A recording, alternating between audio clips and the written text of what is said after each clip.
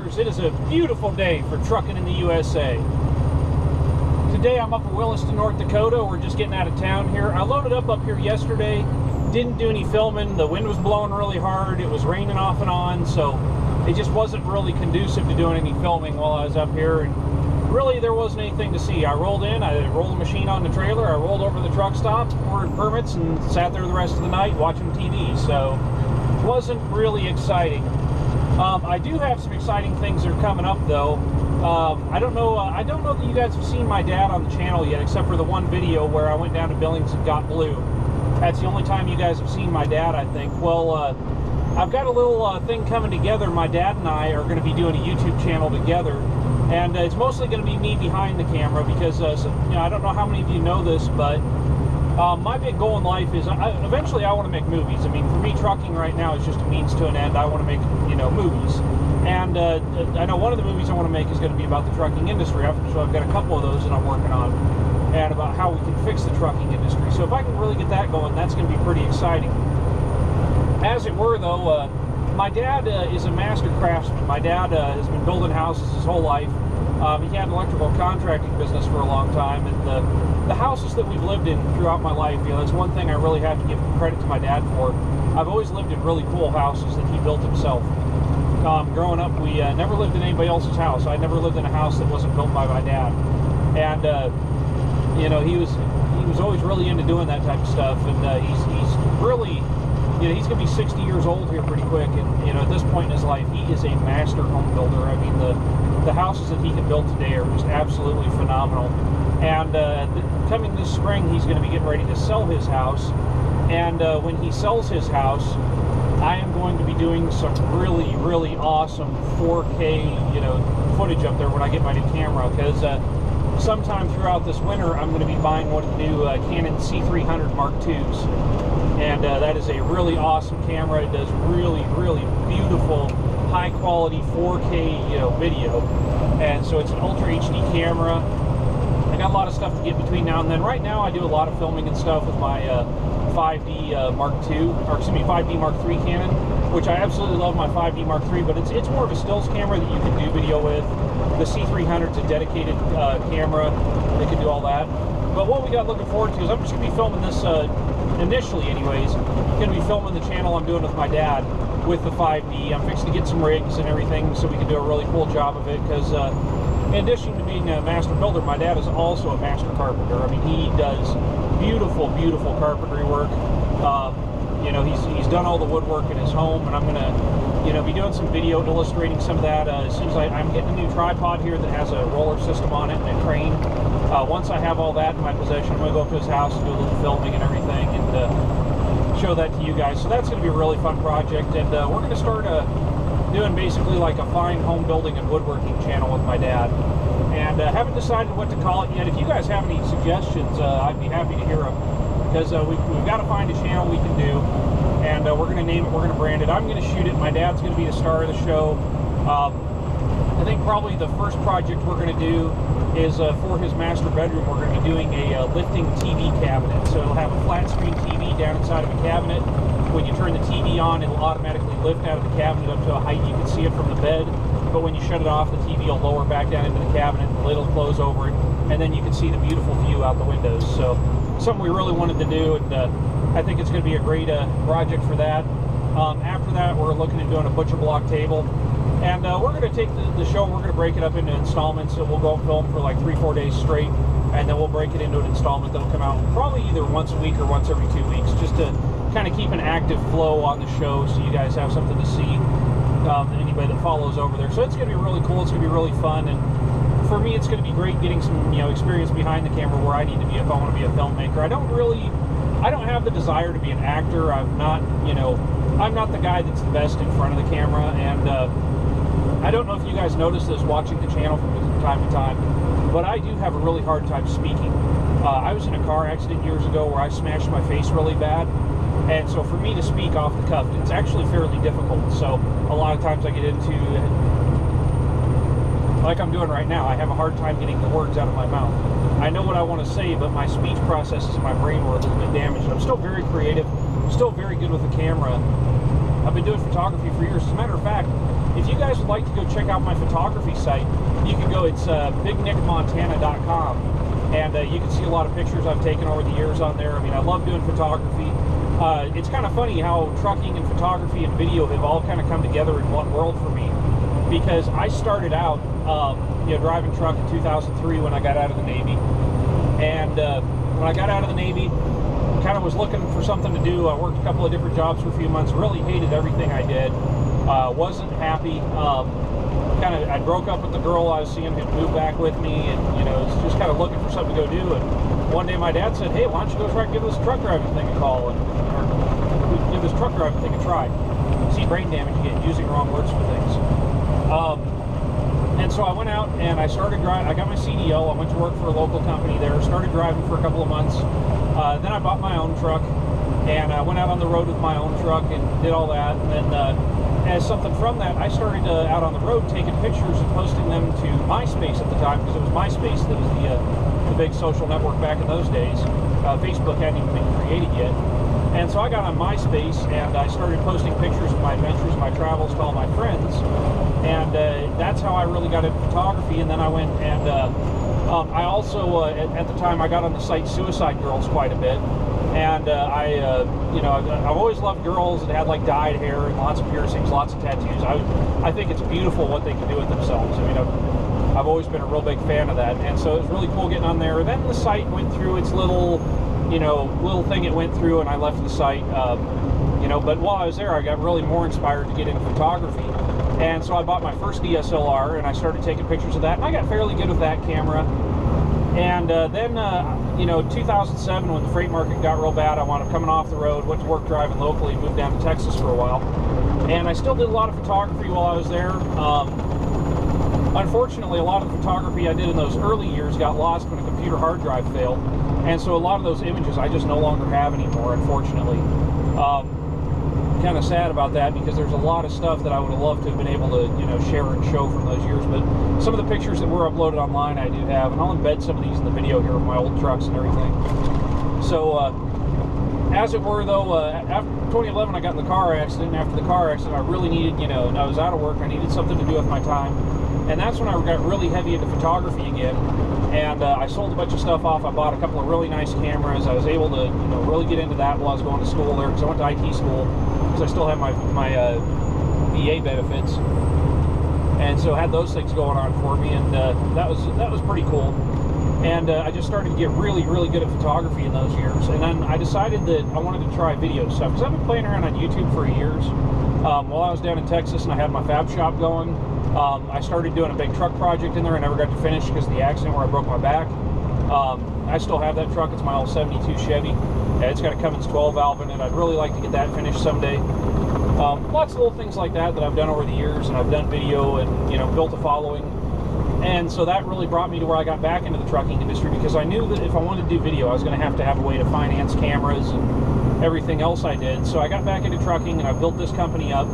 And now I'm getting to the point where I about have this business to where I need it, where I can make good money with it. Because I've really grown this business up in the last year and a half out of nothing. I mean, I started with nothing. I was dead broke when I started this business.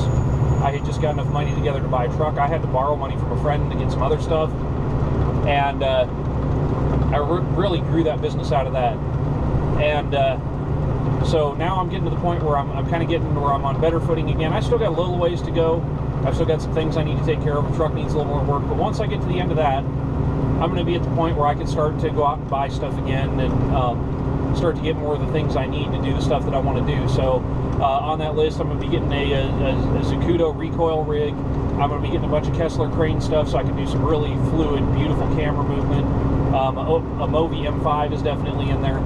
I got lots of these little things that I want to do, and as I can get these things going, we're going to make it all happen. I'm going to start doing a lot more video production stuff.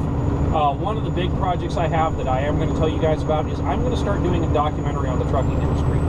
And I'm going to talk about the horrible abuses of these mega carriers, what they do to people, what they do to the freight rates in the industry, and how they're just a revolving door where they chew people up, spit them out, and use them as long as they can. And when that person becomes no longer usable, or it gets to where they're going to have to give that person a wage, they just run them out the door. So we're going to talk about those practices. We're going to talk about also the companies that do it right. And I'm going to be I've got some go-to people there that I'm going to talk to, and you know, we're gonna show a few different angles for things. And I'm not entirely sure how I'm gonna put it all together yet. This idea is still in the genesis, but I really want to put this movie together because I want to talk about what it is that's really creating the safety issues in the trucking industry, the lack of training, things like that. And I really want to show what the government involvement has done is actually furthered the safety issues, not helped them get better, and how it's driving good people out of the industry, and actually why it's pushing the driver shortage and driving costs on things up. So I think if we can do that, I think it'll make a really solid, you know, entertaining yet informative movie to watch. And then also I have a fictional piece I'm working on. I'm not going to tell you guys about what that is, but I do know it's been way too long since we've had a good truck driving movie. I really want to do another truck driving movie. You know, it's like Smokey and the Bandit Convoy, all those movies, White Line Fever, some of my favorites from back in the day. And we haven't really had a truck driving movie that I'm aware of since Black Dog, which I think came out in 1998. So it's been 15, actually 17 years. 17 years now since we've had a good truck driving movie. I mean, you know, the Patrick Swayze, the main character in the movie, he's dead now. I mean, that's how long it's been. And he still looked fairly young in that movie. I mean, he was in his 40s, I think, when he was in that movie, or, you know, somewhere in there. So it's been a long time since we've had a good movie like that come out. So we're about overdue. And, you know, we need things like this. I mean, part of the reason why I want to do this is I love the trucking industry. I love the trucking lifestyle. I love being on the road. It's just something I really enjoy doing. And my whole goal in doing this is I want to build up this, you know, industry to where it's cool to be a truck driver again. And I think if we can get movies out there showing how awesome some of the aspects of the trucking life can be, I think it will be really good to be able to show that to people and really help change the public's opinion, because the public, you know, has a very poor opinion of truck drivers right now. And unfortunately, the only coverage we get in media is these, you know, these news reporters that have an agenda, and, you know, they can vilify us, make us look really bad, when actually, you know, we're not the main safety problem on the road, it's the four-wheelers. So that's my little rant for this morning, a little update into what I'm doing. So right now, I don't have all my permits for this trip yet. For some reason, we're having a hard time getting permits on this one. I don't know what the deal is, because it's really light. It's only 100,000 pounds. So I should be more than good to go. I don't know why it's taken so long to get the permits. But as it were, to where I'm going to be stopping tonight, it's about 586 miles, which is going to be the Flying J there at Sioux Falls. I really got to do laundry. I don't know if you guys can see the big bags behind me here, but I'm at that point now where I'm completely out of laundry. This is my last shirt, and I really got to do laundry tonight. The problem is, lately I've been stopping at truck stops so they don't have any laundry facilities, so I can't get in and get my laundry done.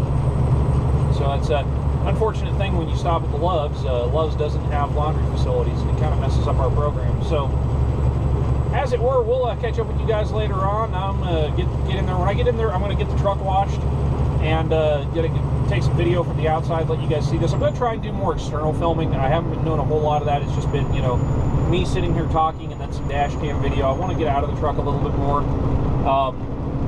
I've just haven't really taken the time to do that, and it's something that's kind of a goal of mine to do, is to just show a little bit more of what goes on. Oh, good morning, everybody. I'm in South Dakota. Didn't make it as far as I wanted to last night. I wound up getting kind of sick, and I think I know why, is I've kind of changed my diet a little bit. I started in the morning having some applesauce, having a banana and a granola bar for breakfast, and seeing as how that's really not what my body was used to, I think that my guts wound up in an uproar over it. So yesterday was not the funnest of days. I'm hoping that today is better.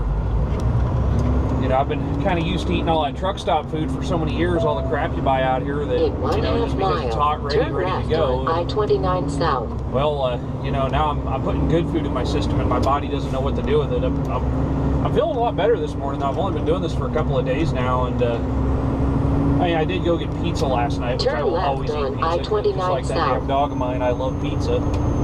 But I'm not going to get it every night, that's for sure, and I'm going to do a lot better by not eating it every day. I went and weighed myself, and at the start of this year I was 317 pounds. I am now down to 267, so I'm feeling pretty good about that. I tend to, you know, I'll fluctuate 10 pounds pretty quick, so next week I might be up to 275, 280 again, but you know, it's the first time I've seen 260 on the scale for a long time. And granted, it was 267, but still, that's a lot better than I was doing a few months back. So I'm feeling really good about that. It's not easy losing weight on a truck. I have to do a lot of changes to my diet. I completely cut out high fructose corn syrup out of my diet, and it's amazing. That was like the one thing that really did it for me. I just stopped eating out so much. I mean, I started cooking in the truck more. I started eating smaller meals, and just deciding that, hey, you know, I really need to nip this in the bud, because I don't want to be one of the people who gets like nailed by a sleep study. I don't want to be one of the people that's, you know, out here having a heart attack by age 40. I don't want to be, you know, diabetic. So, and I mean, there's a pretty good reason I gained as much weight as I did. Is, you know, I was in a car accident back in 2011, and when the car accident happened, I was, you know, I was running a towing company at the time, so I'd go out and tow cars all night, and then I was running a welding shop during the day. I mean, I was having a blast doing it, and I mean, not working as much as I was putting in anywhere from 65 to 100 hours a week. So that allowed me to, you know, kind of eat anything I wanted to get away with it. Plus, I was in my late 20s, in my early 30s now, so your body kind of changes between those times. But after I got in the accident, I broke my back in that accident. I could hardly walk, so I spent the next 3 years not working, and I gained a lot of weight in that time, and I really wasn't happy with myself. So it feels really good to be getting back where I am. It's been difficult, but well, good morning, everybody. It is now Sunday morning. We're 672 miles from delivery. Didn't do a whole lot of updates yesterday. I was pretty tired when I pulled in last night, and I was like, oh, you know, I think I'm going to take a little nap. And I laid down to take a nap at 7 o'clock. It was just before 7 o'clock. I looked at the watch. It was like 6:50, 6:55, something like that. And I laid down, and I put my feet up, and I fell asleep. And I woke up, and the clock said 7:05. And I was like, I only slept for 5 minutes or so. I was like, kind of wondering what was going on. And I felt kind of funny. It was light out and everything. And but like, I laid back down, and I couldn't go back to sleep. And then I sat back up again, and I realized, no, it's 7:05 in the morning. I went and slept for like 12 hours straight. Just didn't do anything I was going to do last night. I was going to get laundry done and a whole bunch of other stuff, but nope. So yeah, I feel great this morning.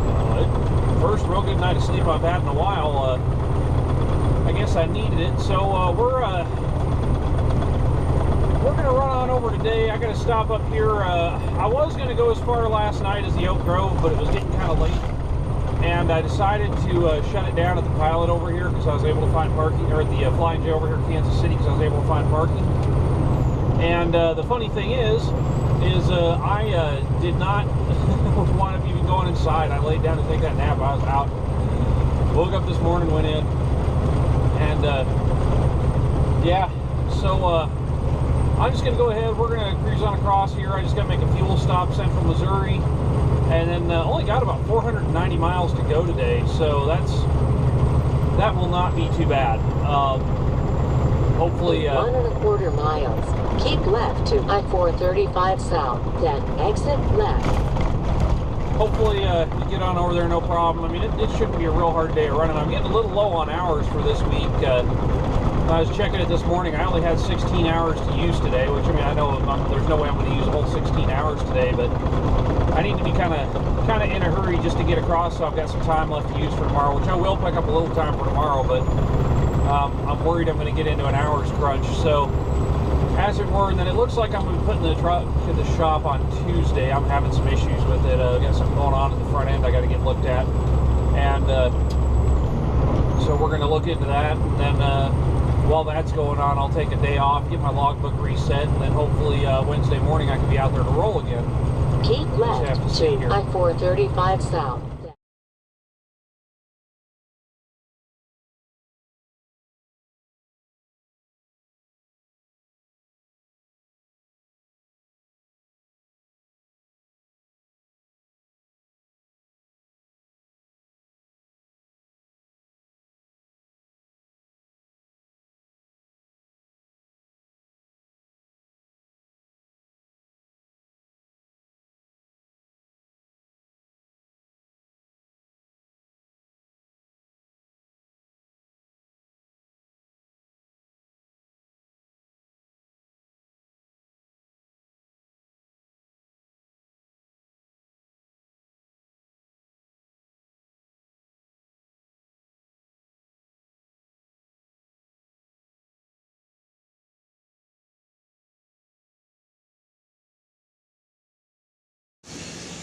Hey guys, so it's late. It's like 2:30 in the morning out here.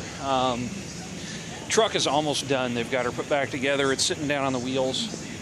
All they got to do now is throw some shocks on it on the back, and I got to get this paid for, and we're gonna get out of here. So, all in all, this little adventure has cost me quite a bit of money. I know the repair is going to be a little over $5 grand for that, and then the axle I got is another $1,500.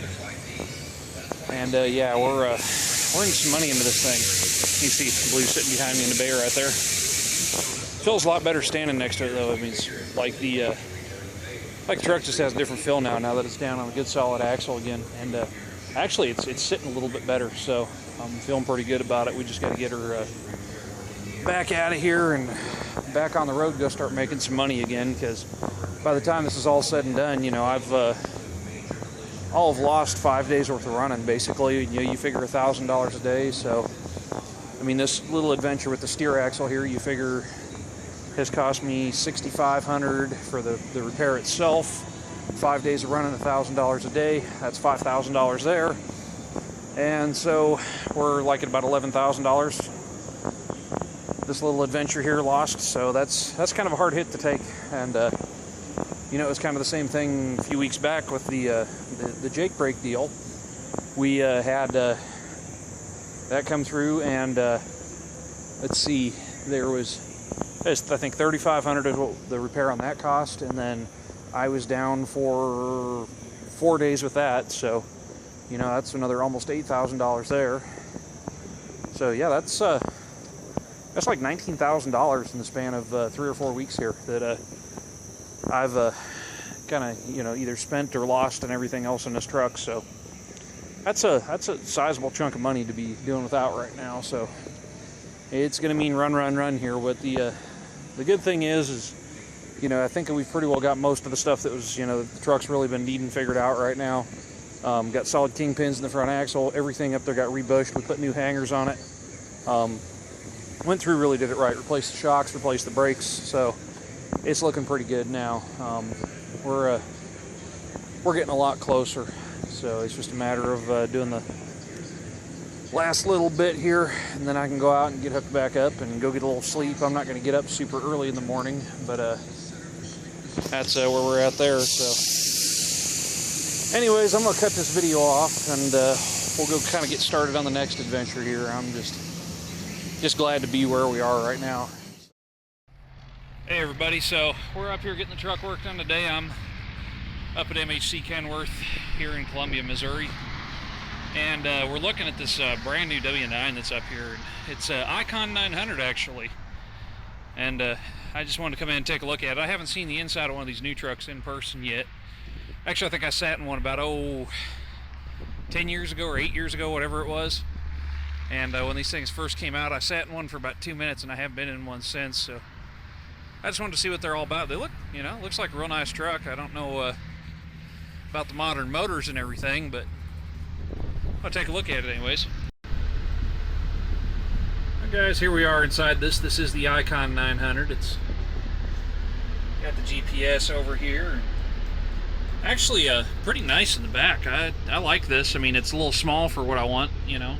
I could deal with it though. I mean, it's the same size sleeper I'm using now. It just doesn't have the overhead, but it does have the shelves there. I love those shelves. That's nice. Yeah, overall, pretty nice sleeper on the thing. It doesn't. Kenworth has an option where you can have the bed that lifts up. That doesn't have it, but it's got the fridge down here. And pretty nice looking truck overall.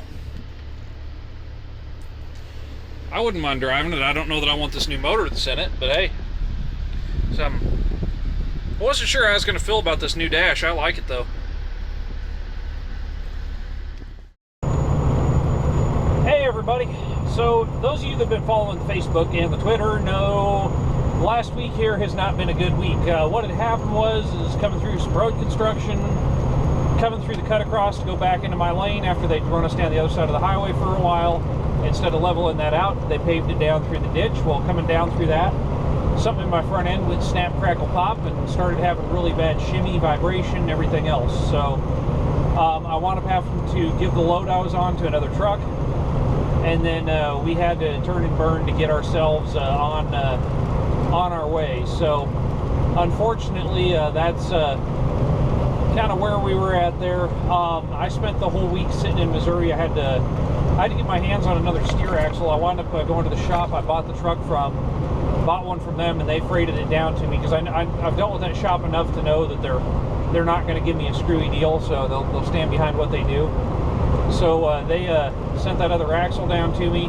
I got her picked up on Thursday afternoon, over there at the Kenworth dealer I was at. And the tech, luckily the tech grew up working in his dad's alignment truck shop. And so, this dude knew what he was doing. He blew the whole front end out of this truck, put it back together, did a really good job. I'm real happy with the work he did. I still need to get it aligned. I've still got a little bit of a shimmy in the steering wheel, because my driver's front tire there is getting just a little bit out of round. While we were in there messing with it, we gave the tire a good spin and stuck a height reference next to it. And you can see it is getting a little bit out of round. So I'm going to wind up having to put a new set of steers on this. So when I do that, we're going to get the whole works aligned and everything else. Right now, I'm on the road headed through Kansas. I'm on I-70. I'm running empty. I'm bouncing from where I was in Columbia, Missouri, over to Denver, Colorado here. The reason being is I'm looking at buying a new trailer. I really like the trailer I've got now. It does what I need it to do very, very, very well. When you're hauling track hoes and dozers, this thing is a boss. It's even really good with like the graders and everything else, because you can get everything to drive up on that back end there with those heavy-duty reinforced wheel wells. I love it for that. But my company does have a haul that we're fixing to start doing here that does require that I have a flat deck trailer in order to do it. We're going to be hauling some tanks. And we also have some stuff going on where it's going to require an extendable. So I've got two trailers I'm looking at. One's a modular deck, the other's an extendable. The extendable's a 2013 model trailer. It's a lot of money. I don't know if I can afford to buy it, but I'm going to take a look at it. So it's going to be a huge leap up from where I am right now with this, because having that extendable, those are that's some crazy stuff getting into that there. You can really get some big freight on the trailer then. And so I'm looking at that, and that's just kind of, taking me up to that next level here. Not that there's absolutely nothing wrong with this trailer I've got now. It's kind of hard for me to sell it because, the truck and trailer match. I think they look great together. It's a real pretty blue. I love the whole thing. It looks great as a unit all put together. And that being the case, I really don't like to separate it, and I don't want to really get rid of this trailer because it looks really good going down the road. But in order for me to be able to haul this other stuff, I'm going to have to look at getting into another trailer. And so that's why I'm making the big move here. So my trailer is going to be up for sale. I haven't listed it yet. There's a couple of little things I have to do to it yet to get it ready to go. I got to replace a couple of deck boards, so I'll be doing that hopefully in the next 2 weeks here. And then we're going to get her listed up for sale, and I am going to kind of move from there and go forward. As it were, this trailer is going to be going up for sale. I'm not going to post it yet because there's still a few things that I have to do to it before I put it up for sale, because I'm not going to sell it with anything wrong with it. I got a couple of deck boards to fix, just small stuff like that, and I'm going to wind up putting a tire on it because one of the tires ain't that great. I'll put a set of them on there on that position. So just little things, but we're going to get that rocking and rolling, and then get her on her way here. I'm looking to hopefully have this thing sewed up by the 1st of October is what I'm looking to do, so we'll be kind of looking to that as everything happens here. Pretty anxious to get her done, though. It's going to be a good deal to get into this bigger trailer. I'm pretty excited about it. I've pulled a stretch trailer a little bit in the past, and it was really cool. I really enjoyed the challenge of it. It was pretty neat. And I was hauling this big bridge section when I was with the last company I was with, the ones that tried to screw me over really bad. As a matter of fact, it was that trailer that broke in half on me and tore the transmission out of my red truck. So that's how that whole saga there started. And so I'm going to turn around and get into a stretch trailer. Hopefully, either it'll be a modular deck or a stretch. I don't know which yet, because the modular deck is pretty cool, but it's not the same as a stretch. A stretch will stretch itself. The advantage of the modular is when you don't have the deck extension in there, it is lighter, so the trailer doesn't weigh as much. So there are some advantages to that. But you can't carry that extra deck section with you. It means you don't have it a lot of the times you're going to need it. So it's kind of a 6 of one, half a dozen of another. So I'm going to do a whole lot of thinking about that. I may buy the modular. I don't know yet. It just really depends on how the money situation looks, because finding a 55-ton stretch is hard. There's not very many of them out there. They're a hard trailer to come by because, quite frankly, most people that have them don't want to get rid of them. And the only time they do is when they're going to buy brand new ones. So I am considering that. Got lots of things to consider with it. So we'll just see when I get up there. I mean, really need to look this trailer over good, make sure that there's nothing wrong with it. So we'll see how she looks on Monday here, and then hopefully Monday we'll be picking up the next load out of Denver. I don't know what we're getting yet, because I just made this decision last night, Friday night. It's Saturday now. Just made the decision on Friday night to come over here, so don't really know what the load situation's looking like, but we couldn't find anything that'd get me out of Missouri on Friday, so I just decided to put the hammer down and boogie with it. So we're gonna come over here, and I still gotta go pick up the lift axle that I got bought for the trailer. It's sitting up, brand spanking new, sitting up at Trail Kings headquarters up in Mitchell, South Dakota. I don't know how long it's gonna take to get that, but I'll finally have my 8-axle setup put together, so that's gonna feel really good having that all done. So kind of crazy how everything's gone the last couple of months here. We've just kind of had a good run of bad luck, and that's unfortunately been what it is. And sometimes that's just the trucking business, and sometimes sometimes you bite the dog, sometimes the dog bites you, as the old saying goes. Well, we'll get back out here, go run hard for a little while, get caught back up, and everything will be good again. It's just want to see some things happen here, and I'm not doing too bad right now as it is. It's just I'd like to be a lot further ahead than I am right now. But as things go on, as I get into an extendable trailer here, that's going to be really cool, because as into next year probably, when we start doing a lot of these other contracts we've been kind of working on putting together over here, I know that we're getting into some bigger stuff, moving some tanks around, loads like that, the bigger, heavier, longer stuff. So it's going to be pretty neat to start to see some of that on the trailer. There'll be more loads where I'm running with the pilot car, and some of the times I'm running the pilot car, it'll be fun, because I'll ask them if they mind if I stick a camera on their car, so I can stick a GoPro on there and we can watch it from the outside, so that'd be pretty cool. Yeah, just little things like that, recording things going on, especially like going through big cities. I'm looking forward to being able to do that. So kind of neat stuff here. Anyways, I'm going to get on over here to Denver. I will check in with you guys on the next episode, and we'll see what I'll wind up getting out of there.